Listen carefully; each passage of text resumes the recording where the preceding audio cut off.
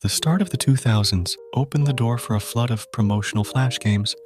As a kid, I loved being able to play as a popular brand mascot or my favorite cartoon character. Even just exploring the themed website interfaces was enough to keep me entertained for hours. However, these digital playgrounds began to shift as the decade progressed. Concerns from parents and health advocacy groups about marketing to children grew louder. And in September 2006, the American Academy of Pediatrics policy statement on advertising's influence on child health sparked a major shift. Companies faced pressure to overhaul their marketing, and by 2009, the abundant world of promotional flash games had extremely dwindled. And that's why today, we will be going over my top 6 lost promotional flash games. Be a Pokemon and save the world. Discover an amazing adventure and mysterious new secrets. Pokemon Mystery Dungeon. Explorers of Sky. Only for Nintendo DS and Nintendo DSi. Pokemon Mystery Dungeon Explorers Flash Game. Released around 2007, this maze-based flash adventure game was made to promote the upcoming Pokemon Mystery Dungeon Explorers game's release. In this game, players would navigate, playing as a Pikachu, solving puzzles and battling for high scores. High scores in the game could earn you exclusive prizes like guidebooks and physical merchandise. On the Mystery Dungeon Reddit page, user Notmus recalled the game's dark color palette and top-down maze perspective. He also talked about actually winning one of the guidebooks that was offered as a prize. Another user, OB12323, discovered an exe file, but could only get the startup to run for several seconds before crashing, which led to user MMissingNo to extract the file's code. He was able to come to the conclusion that a program was used to compile the flash files into a working file compatible on PC or Mac, removing the need for a flash player. He goes on to say he is unable to extract the files himself at the moment, leaving the case to go cold. Not much else is known about the game, and Googling the game pretty much just takes you in circles around Reddit. It's really interesting how even a franchise as huge as Pokemon can have media slip through the cracks throughout the years and end up becoming lost to time. Nick.com's exploding with amazing stuff all on America Online. Go to AOL keyword Nick. It's easy.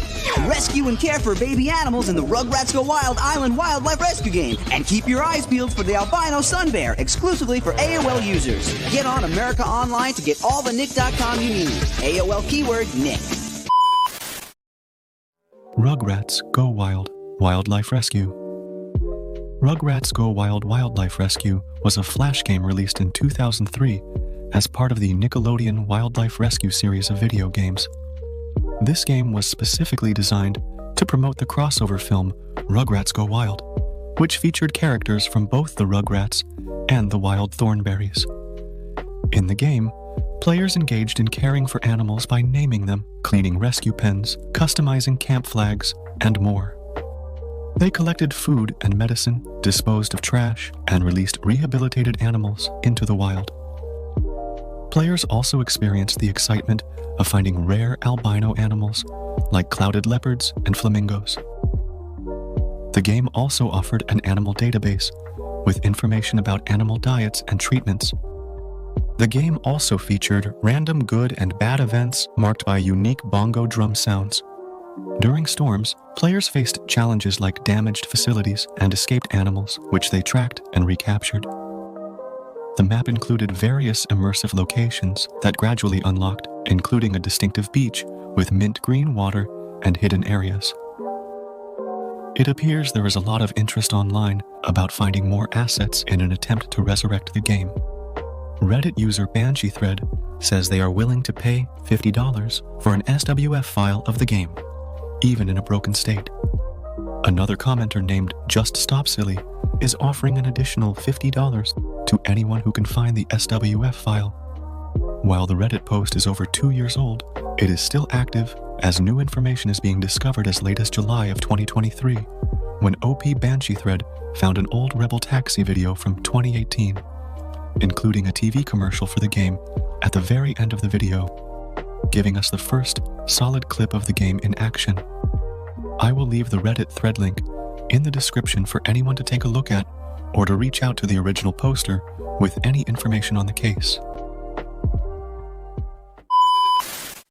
You've always wanted one. Hello, world! Now you can grow your own big mouth. Teach them to mouth off. Yo, just sit there, feed me! Win your big mouth cool stuff and dress them up. It's all too glamorous. Raise your own big mouth at Postopia.com. Even more fun with a post token and marked boxes of honeycomb. Big Mouth Life. Big Mouth Life was a game released around mid-2006 as part of Postopia, the gaming section of the Post Serials website. Exact release date is a little fuzzy online since the Postopia site itself was active starting 2001 all the way up until 2011. But basing off of the commercial from the beginning of this section, we can determine Big Mouth Life was added around 2006 as a part of the Big Mouth's Wanted campaign. Honeycomb. Got the mouth for it? Big Mouth's Wanted. One article talks about how the game allowed players to care for, talk to, and play some built-in mini-games with your pet mouth. There were 4 mini-games, each one themed to a character. First up is Trixie's Catch the Beat, a game where players would align karaoke symbols with coordinating colors to score points. Next is Brittany's Glam Grab, where players would fly to collect uptown glam while avoiding downtown trash, a concept that seems a bit classist if you ask me. Thirdly, Jacques' Tongue Toss put a unique twist on the classic paper toss game by having players flick socks using Jacques' tongue to score points by landing shots into a basketball hoop. And last, Sid's Spitting Gallery would challenge players to hit musical instrument targets with spitballs, focusing on precision and timing to rack up points. The only known footage of any of these mini-games is a short segment showing Trixie's Catch the Beat, and very few clips exist online of Big Mouth Life itself. And unfortunately, even with the game being popular in its prime, there are currently no working versions of the game available. A developer known as Night Pearl contributed to the Adver Game Recovery project, but it seems Big Mouth Life was not among the games successfully archived. People have also found developers from the project and have reached out to them. Craig Downey, a designer at Smashing Ideas, who played a crucial role in the development of Big Mouth Life, had this to say about the game and its current status. While working at Smashing Ideas, Post Serials asked us to create a game around their Big Mouth ad campaign. We concepted Big Mouth Life, and the client loved it. As part of the project, I designed the 4 mini-games that are part of the larger experience of Big Mouth Life. Give it a try. It's really quite weird, but fun. One of the best parts of the project came when we were working on getting a copy approved by legal, and their legal department came back asking if we could change Fart to Pants Blast. For those suffering some serious nostalgia or wanting to archive the net, I unfortunately do not have any of the original game assets or SWF files. Good luck in your search. With all this being said, we still are left with just the screenshots and recollections of this obscure, cult classic game. Did you have your own Big Mouth pet? Chester Cheetah! We are coming for the Cheeto Snacks recipe. The Legend of the Cheetocorn. The Legend of the Cheetocorn was a unique video game created by Frito-Lay and Transistor Studios. The game was made for the 2011 promotional event, Chester's Feed. While Chester's Feed is readily available on Internet Archive, The Legend of the Cheetocorn was unfortunately never properly archived. The game features some pretty insane characters, like flying mustaches, mutant robot bunnies, talking pastries, and Fabio. The storyline involves riding a Cheetocorn to save Princess No Neck from the evil Dr. Picklehands after being sucked into a wormhole from eating Cheetos at your office job. I'll have whatever the game developers were having while making this. Players would use the right and left arrow keys for navigation, the Z key for melee attacks, the X key for ranged attacks, and the spacebar to jump. The Flash game was available to play on Cheeto's website and possibly on Facebook, based on some comments I found until July 2013, when Chester's feed was removed from the Cheetos website. Little search has been done to archive the legend of the Cheetocorn, and information is scarce and buried throughout the internet. The closest we have to seeing gameplay are the images I showed you here today, unless someone steps forward with a copy of a working SWF file or at least screen recordings of gameplay. Do you remember playing this game?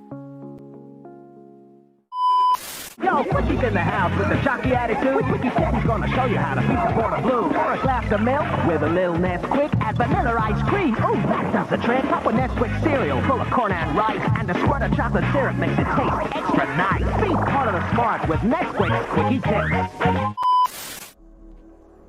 Nesquik World. Nesquik World was a game that was active on Nesquik's website from 2004 to 2008. This point-and-click adventure game would have players navigate through the virtual world. They were greeted with a variety of mini-games, each integrating the Nesquik theme. These games ranged from puzzles and races to creative challenges. The game's environment was heavily themed with the Nesquik brand, featuring the iconic Nesquik bunny as a central character. The game is described as having missions, scattered Nesquik milk jugs throughout the game, a subway-like area, mini-games, and activities like growing strawberries and visiting a kingdom. While comprehensive details on Nesquik World are scarce, the few images that remain provide a look into the game's content. The game starts off with Quickie standing on a beach with a view of the ocean and an island in the distance, with the island potentially being a new area to discover. The next image shows Quickie approaching the island at dusk, creating an atmosphere of mystery or danger, hinting at a big adventure ahead. There are multiple regions to explore on the map, but I'm only able to locate 2 of the titles. The first region is Nesquik Forest. From what I could find, players enter the forest and interact with the owl, possibly for assistance or collecting items before continuing on. The next region is Syrup Springs, and from my research, it seems that there's nothing online about this area. The game seems to have some sort of storyline revolving around a generator being broken, and the player would have to collect items around different regions to help with a repair. To restore power to the castle, players would use the point and click mechanics to navigate through the castle. Keys were needed to unlock different areas, and according to several accounts, finding the keys was quite challenging. In this image, Quickie appears to be in the desert, and the only thing around him is a Nesquik vending machine. The only other screenshot I could find was of the parents section before entering the treehouse. This page offered health and nutrition tips, recipes, family activities, special offers, and products. The game officially became lost in 2008 when it was removed from the Nesquik site and the Internet Archive was unable to properly archive the files. While most of the game will probably remain missing, one of the mini-games, Nesquik Quest, is readily available. It always surprises me how games active for years with dedicated fan bases can become lost so quickly, highlighting the importance of preservation. Today is the day I have been planning for days and days of having as a day to have. The day I insert my virus into this ridiculous site and control all who are foolish enough to face me. Mojo Jojo's Weapons Factory. Mojo Jojo's Weapons Factory was a flash game that used to be available on Cartoon Network's website in 2008. In this game, players took on the role of Mojo Jojo, a villain from the popular cartoon The Powerpuff Girls. The plot of the game involved building different types of weapons in his factory to use against the Powerpuff Girls.